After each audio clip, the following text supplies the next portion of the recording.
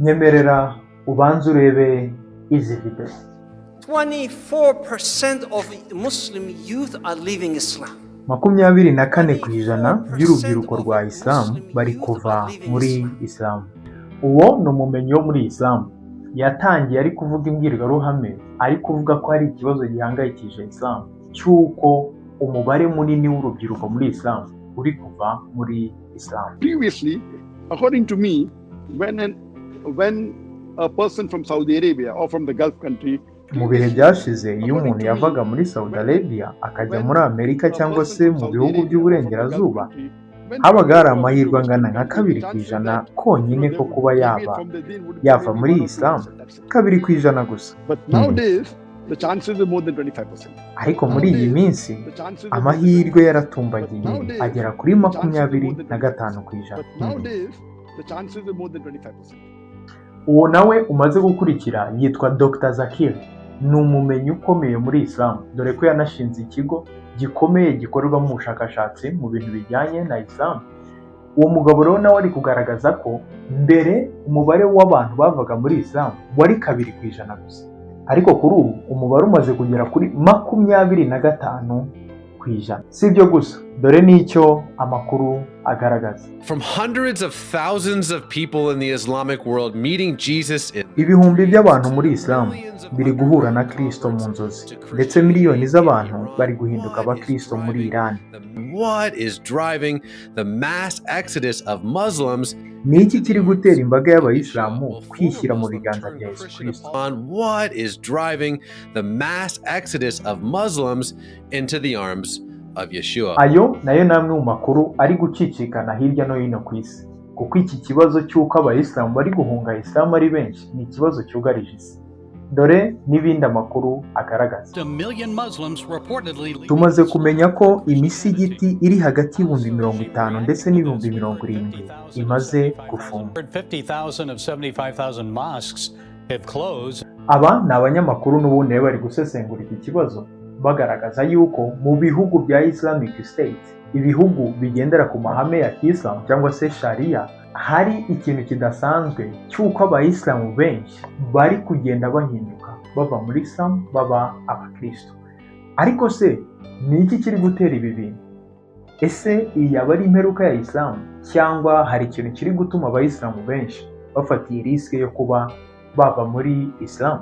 Ayo makuru yose nanjye maze kuyamenya nk'umuntu ukunda gusoma ndetse no gucukumbura, naravuze ntireka nikorere ubushakashatsi bwanjye, ugasanga wenda ari abantu bari gushaka guharabika Islam. Nakoze ubushakashatsi bwimbitse, hari icyo naje kubona. Hari raporo y'ubushakashatsi bwakorewe muri Indonesia, narabubonye ndatangara, reka bubasangize. Dore icyo ubwo bushakashatsi bugaragaza: abayisilamu basaga 2 miliyoni bari guhinduka abakristo buri mwaka, ndetse ubushakashatsi bugaragaza ko Indonesia mu mwaka w'ibihumbi 2035 Islam ishobora kuzaba ari amateka. Ibi bintu byatumye iki kibazo ngifata seriye, ndavuga ariko ni iki kiri gutuma abayisilamu benshi bahinduka abakristo? Kubera ko uretse ko ari ikibazo kiri ku isi yose, no mu Rwanda tugenda twakira comment z'abantu benshi, ubuhamya bw'abantu benshi bagenda bava muri Islam bahinduka abakristo. Ariko se biri guterwa n'iki? Iyaba ari imperuka ya Islam cyangwa hari ikintu bari kugenda bamenya kigatuma bahinduka?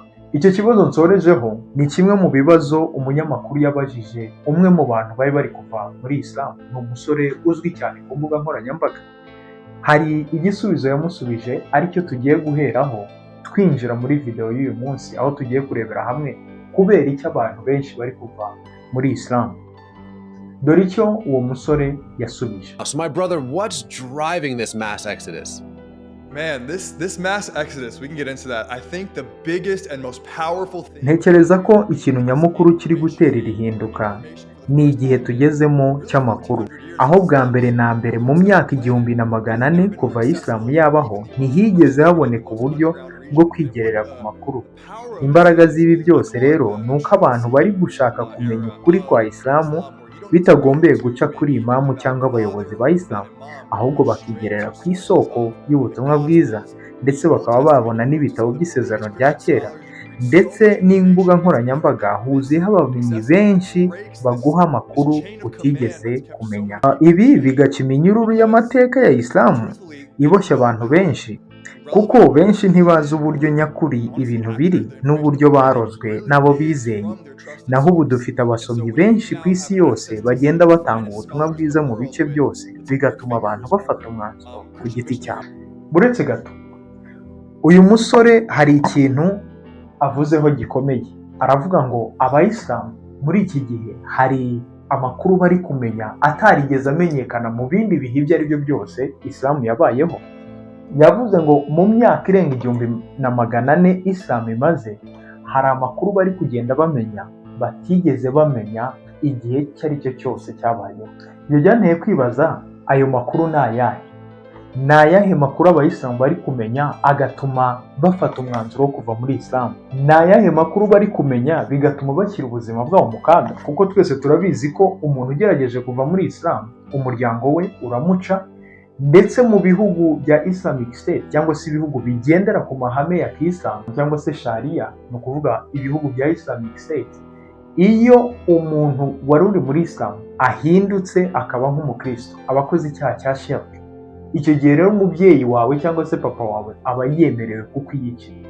None tukibaza, ni iki abayisilamu bari kumenya bagafata izo risk zibajyana mu kaga ko guta umuryango wabo cyangwa se umuryango wabo ukaba wabatererana? Ni iki bari kumenya? Ikaze muri iyi video aho tugiye kurebera hamwe ibintu 5 abayisilamu bari kugenda babihishurirwa cyangwa se bamenya bigatuma bafata umwanzuro wo kuva muri Islam.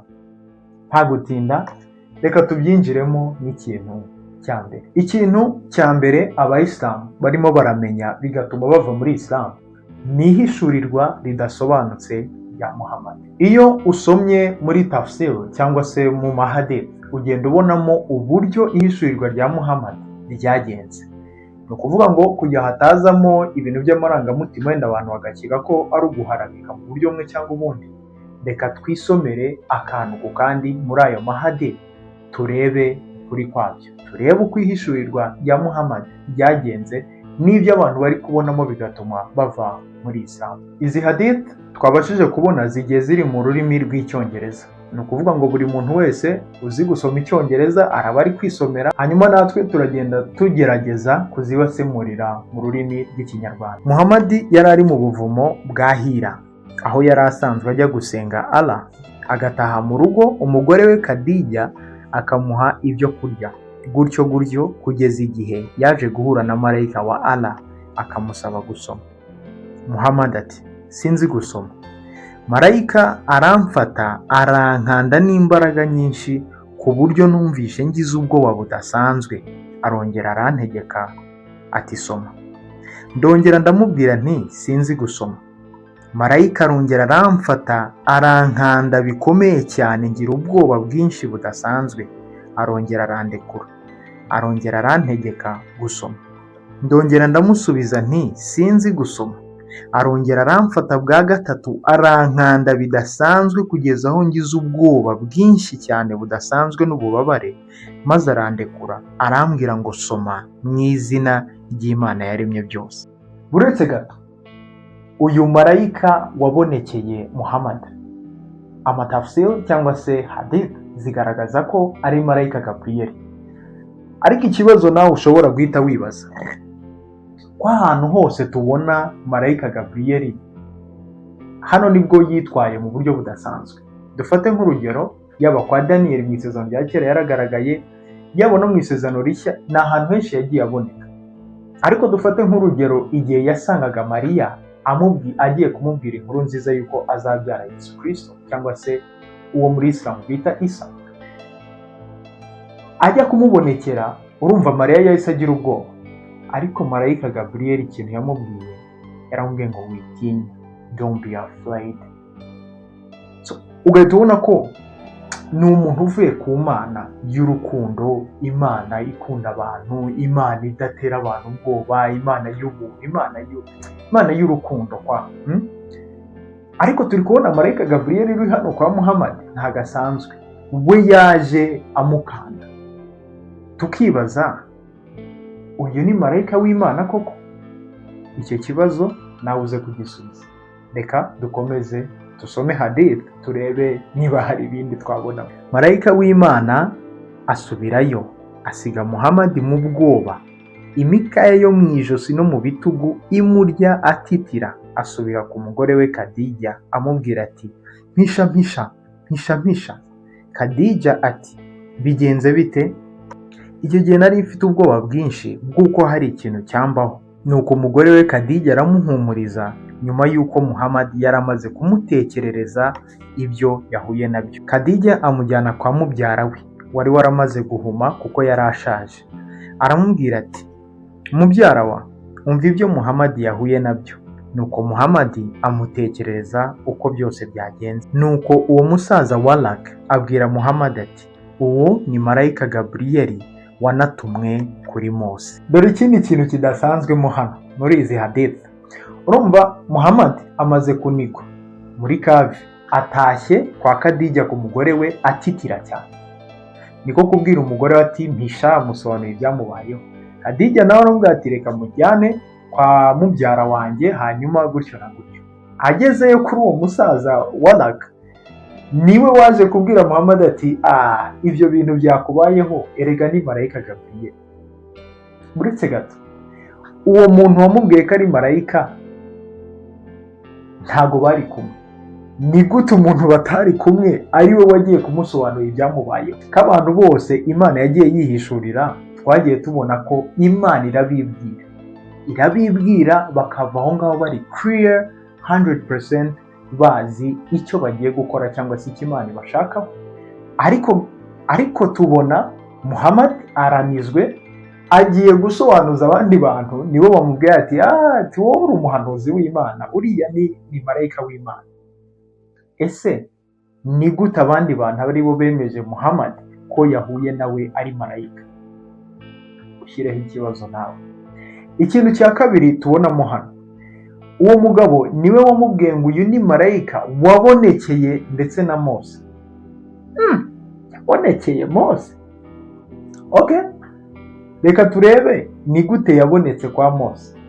Iyo turebye mu nkuru tubona ko Mose yagiye kubona abona igihuru kiri kwaka ariko kitari gukongoka.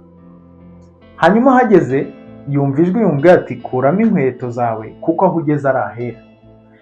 Ikintu najyonganiho ni uko twabonye ko kwa Mose Imana yibwiriye Mose izina ryayo, kuko Mose yarabwiye ati okay, icyo uri gushaka kuntuma nacyumvisha, kujya gukura Abisiraheli kwa Farawo abajyana mu gihugu cy'isezerano. Ariko se Abisiraheli ko basanzwe bazi ko habaho Imana yego ndetse nyinshi, ariko se ndababwira kuri ndababwira ko ari iyihe Mana yantumye?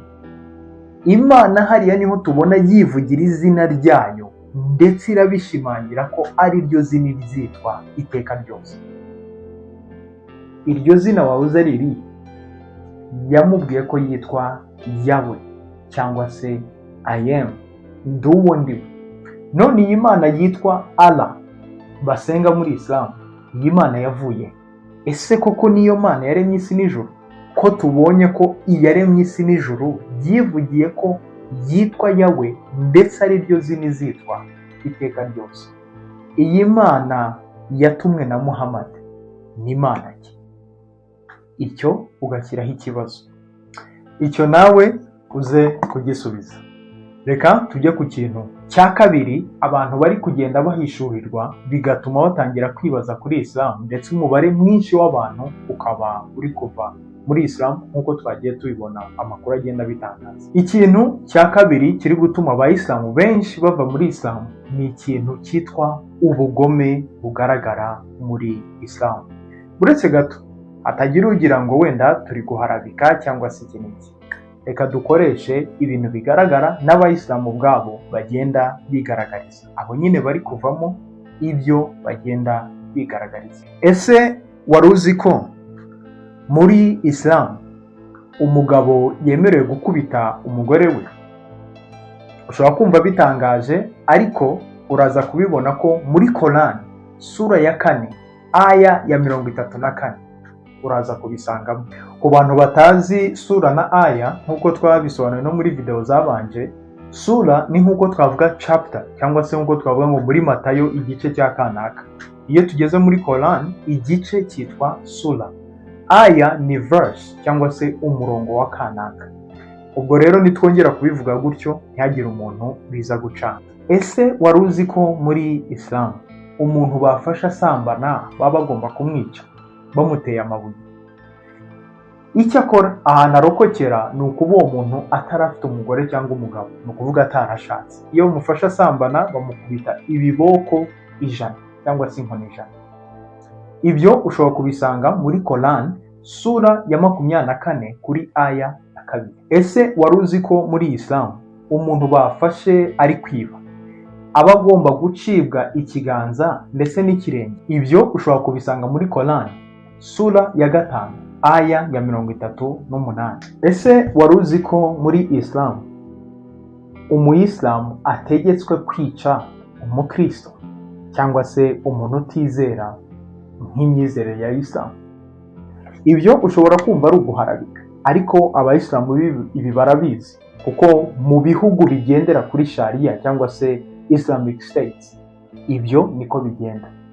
Uko ni nako Islam yagiye yiyongera cyangwa se yagiye yaguka, niko abayisilamu bagiye biyongera. Uhereye mu myaka ya za 600 Muhammad muri chapitre nk'ebyiri zibanziriza mbere y'uko apfa nicyo kintu yasize abwiye abayisilamu bose, ko bakwiye kwica umukristo ndetse n'umuyahudi. Ibyo ushobora kumva ari uguharabika kugeza igihe winjiriye muri Quran sura ya 9 kuri aya ya 29. Niba wajyaga wibaza impamvu abayisilamu bakora za jihad cyangwa se intambara zo kwica abantu hirya no hino, ugenda wumva ukumva biturikije ibisasu, ukumva hirya no hino bari kwica abantu, mu makuru ashize wagiye wumva muri Nigeria ngo abakristo bari kwicwa cyane, mu Bushinwa ukumva ngo abakristo bari kwicwa cyane. Iyo ni imwe mu mpamvu ibasunikira kubikora. Yego siko abayisilamu bose babikora, ariko wasanga ari uko turi mu gihugu kitagendera kuri Sharia cyangwa se tutari muri Islamic State. Imana ishimwe. Reka twinjire ku kintu cya gatatu kiri gutuma abayisilamu benshi bahitamo kuva muri Islam nk'uko twagiye tubibona mu makuru. Ikintu cya gatatu kiri gutuma abayisilamu benshi bava muri Islam bagahitamo gufata riske zo kwangwa n'imiryango yabo ndetse no gusiga ibyo bizeye byose ni ikintu cyitwa kuvuguruzanya kugaragara muri Quran. Ibyo biroroshye ko umuyisilamu byumvisha ahita avuga ngo oya Islam Quran nicyo gitabo kitigeze kiba corrupted cyangwa se kitigeze gihinduka, cyane ko ari ingingo abayisilamu benshi bakoresha bavuga ngo Bibiliya yanyu ngo dufite Bibiliya nyinshi zitandukanye ngo ariko Quran yacu ni imwe. Nubwo babivuga abenshi nababa batarasomye amateka ya Islam, kuko mbere y'icyitwa Uthmanic Restoration hari hariho amakorani menshi, kugeza aho uwo mugabo yaje kuvuga ati oya dufate Quran imwe, izindi zose ategeka ko bazitwika. Rero abayisilamu bavuga ngo Quran ngo Islam ngo niyo ifite igitabo kimwe, nta mateka bafite. Reka rero twigarukire ku ngingo yacu yo kuvuguruzanya kugaragara muri Quran, kugira ngo wenda hatagira n'umuntu ugira ngo turi gukoresha amarangamutima cyangwa se tugamije gusebya imyemerere runaka. Nawe ihera ijisho ugereranye muri Quran sura y'109 kuri aya ya 6, uyigereranye na sura ya 9 aya ya 29. Ibyo nure tubona ko ni ibintu bibiri bitandukanye. Tubona muri iyi sura y'109 Muhammad ari kubwira abantu ati it's okay, idini yawe cyangwa se imyemerere yawe nanjye imyemerere yanjye. Ariko wagera kuri sura ya 9 kuri aya 29 ukabona ari gutegeka abisilamu bose ko bakwiye kwica umuntu utemeye imyizerere ya Islam, ndetse agakomeza ashimangira ko cyane cyane abakristo ndetse n'abayahudi. Ndetse ibyo niko byatangiye gukurikizwa uhereye mu myaka ya za 600 gutyo gukomeza, niko Islam yagiye expandinga cyangwa se yagiye yaguka. None ukibaza ni Imana yivuguruje ko bwa mbere tubona Muhammad ari kuvugana amahoro, nta kibazo, we good. Ariko noneho turi kubona Muhammad amaze kuva i Madina agarutse, turi kubona noneho ibintu byahinduye isura. Ari kuvuga ati ibintu by'idini yawe, idini yanjye ujya go and fight them. Mugende mubarwanye ndetse mubice. What's going on? Ni iyihe mana? Ni imana yivuguruje?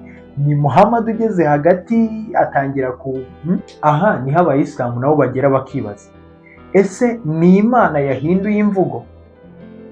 Ibyo byo ntabwo twabyemeranywaho. Cyangwa ni Muhammad uri kwivuguruza, cyangwa se yafashwe n'amarangamutima? Ibyo nawe urasigara ubyibaza, ubishakira igisubizo. Ukundi kuvuguruzanya tubona ni ukuvuguruzanya kw'ibivugwa muri Quran ndetse n'amateka cyangwa se ukuri kw'ibyabaye. Dufate nk'urugero, reba muri Quran sura ya 4 kuri aya y'157 tubona Muhammad avuga ko Isa cyangwa se Yesu Kristo ntiyigeze apfa, ntiyigeze anabambwa. Ariko twajya mu mateka, tureke n'abakristo, ubwo tugiye kwirengagiza Matayo, Mariko, Luka na ba Yohana na ba Petero na ba Yakobo. Abo bose tugiye kubirengagiza, bari bariho igihe Yesu Kristo yari ariho. Reka noneho twirebere ku banyamateka bari bahari. Abanyamateka bo mu bihugu by'Abagiriki n'iki batari n'abakristo. Turebe ibyo banditse, nawe uze kwikorera ubushakashatsi bwawe. Urebe umugabo witwa Josephus, urebe umugabo witwa Suetonius, urebe umugabo witwa Prince de Jong, yewe urebe n'abafilozofe bariho icyo gihe. Hariho nk'umugabo witwa Marbar Sepamia, we yarananditse ari kwandikira urwandiko umuhungu we, aramubaza ngo what advantage did the Jews gain from killing their wise king? Niki abayahudi bungutse mu kuba barishe umwami wabo w'umunyabwenge? N'abanyamateka benshi bagiye bandika ibyabayeho muri icyo gihe, yuko Yesu Kristo yishwe akicwa agakatirwa urubanza n'umugabo witwa Pontius Pilato. Ibidatandukanye na gato n'ibyo tubona intumwa zariho icyo gihe Yesu Kristo ibyo bimubaho. Ba Matayo, ba Luka, bande n'abandi bose bari bahari. Ariko wenda aho ngaho abayisilamu bamwe bahita baza akavuga ati oya, Yesu Kristo bashobora kuba baramwishe ngo ariko bishe utari we, ahubwo Imana ngo yafashe ishusho y'undi muntu ngo then babamba uwo muntu bazi ko ari Yesu Kristo bari kubamba. Ibyo ni nabyo abayisilamu benshi bazakubwira. Ariko nawe ukwiye gutekereza ukibaza, ni Imana ki yajya gukina iyo mikino yo kwambuka indi muntu isura ngo hanyuma ngo bakishe ngo bamuzamure mu ijuru? Oya, nawe fata umwanya ubitekerezo. Kuki Imana itamuzamura mu ijuru gutyo gusa ntihagire undi muntu? Nawe byibazeho. Icyo ni kimwe. Icya kabiri, uwo Muhammad uri kuvugira Yesu Kristo ko atapfuye, na Yesu Kristo ubwe uri kwivugira ko yaje kugira ngo amene amaraso ye kugira abantu babarirwe ibyaha, uwo dukwiye kwizera ni? Ushobora kumva ari ibintu nihimbi, ariko reka turebe amagambo ya Yesu Kristo ubwe. Tubona mu gitabo cya Matayo ibice 26 ku murongo wa 27 tuhasanga amagambo agira ati, yenda igikombe arashimira, arakibaha, arababwira ati munywere kuri iki mwese, kuko aya ari amaraso yanjye y'isezerano rishya ava ku bwa benshi ngo abarirwe ibyaha. None se nawe fata umwanya utekereza, niba uri n'umuyisilamu, wa mugani w'abantu bari guhunga Isilamu bayivamo bafite ishingiro, none twizere Muhammad wabayeho imyaka irenga 500 icyo gikorwa cyo gupfa, guhambwa no kuzuka kwa Yesu Kristo bibayeho. Twizere uwo mugabo cyangwa twizere abariho muri icyo gihe? Wenda abayisilamu bashobora guhita bavuga ati oya, nabo babyanditse urumva ntabwo twabizera. Noneho twirebera amagambo ya Yesu Kristo ubwe wari kwivugira ko yaje kugira ngo amene amaraso ye abantu bababarirwe ibyaha byabo. Kuko no mu mihango ya Kiyuda ya kera, Imana yari yarivugiye ko hatabayeho kumeneka kw'amaraso hadashobora kubaho kubabarirwa kw'ibyaha. None twizere Muhammad cyangwa twizere nyir'ubwite? Twizere Muhammad uri kuvuga ko kanaka atapfuye, cyangwa twizere nyir'ubwite uri kuza akavuga ati mu byari byaranzanye gupfa biri? icyo kikagaragaza ko uretse kuba Muhammad ahinyuza amateka, ahubwo Muhammad anabeshyera Isa cyangwa se Yesu Kristo. Reka bituganishe ku kintu cya kane kiri gutuma abayisilamu benshi bari kuva mu idini ya Islam nk'uko amakuru yagiye abitangaza. Ikintu cya kane kiri gutuma abayisilamu benshi bava mu myizerere yabo bakemera kuba abakristo ni ikintu cyitwa ubudahangarwa bwa Bibiliya Quran igaragaza. Kugira ngo wenda utagira ngo ni amarangamutima cyangwa se ni uguharabika, reka twinjire muri ibyo bintu ntabwo tinye.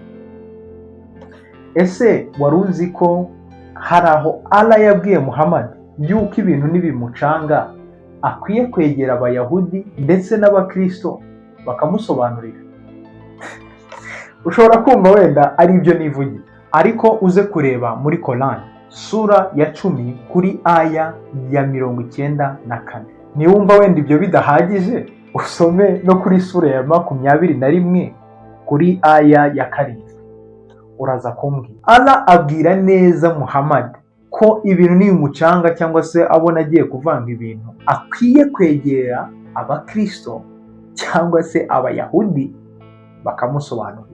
Kuko muri Quran tubona ko n'abayahudi Imana yari yarabahaye igitabo cyabo cy'ubutumwa bagenewe, ndetse n'abakristo bariho Imana yari yarabahaye Injil cyangwa se ubutumwa bwiza bwahawe Yesu Kristo. Ikintu cya kabiri nanone, ese wari uzi ko Allah yabwiye Muhammad ko abantu bakwiye guca urubanza bakoresheje gospel cyangwa se ubutumwa buboneka muri Injil cyangwa se ubutumwa bwahawe Yesu Kristo?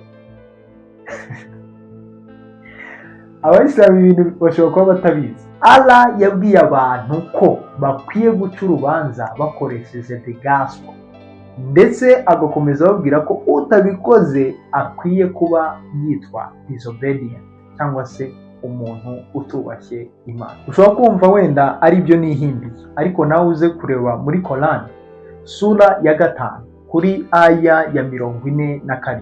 Hano rero ikibazo cyita kivuka ni iki ngiki: ese koko tugiye guca urubanza dukoresheje ubutumwa bwiza bwa Yesu Kristo, ese Islam yarokoka? Kandi Islam igaruka avuga ngo Imana ntibyara ntibyarwa. Kwenda twabona Yesu Kristo ubwe ari kwita Imana se. Ibyo bintu bihura gute? Hano rero hahita haza ihurizo. Either twemere ko Quran irimo ikosa kandi ibyo abayisilamu benshi ntibabyemera, cyangwa se nitujajinga dukoresheje Bibiliya cyangwa se Injil. Reka twivugire Injil hatagira umuyisilamu uza guteza ibibazo. Twivugire Injil cyangwa se ubutumwa bwiza bwahawe Yesu Kristo. Nidukoresha ubutumwa bwiza bwahawe Yesu Kristo tukagaruka tukareba ibyo Quran iri kuvuga, uretse tubona ko Quran cyangwa se Islam ntabwo yaguma ihagaze ku maguru yayo. Twahita tubona ko ibyo Quran iri kutubwira bitandukanye n'ukuri. Ikintu cya gatanu kiri gutuma abayisilamu benshi bari kuva muri Islam nk'uko twabibonye mu makuru ni ikintu cyitwa guhishurirwa Yesu Kristo.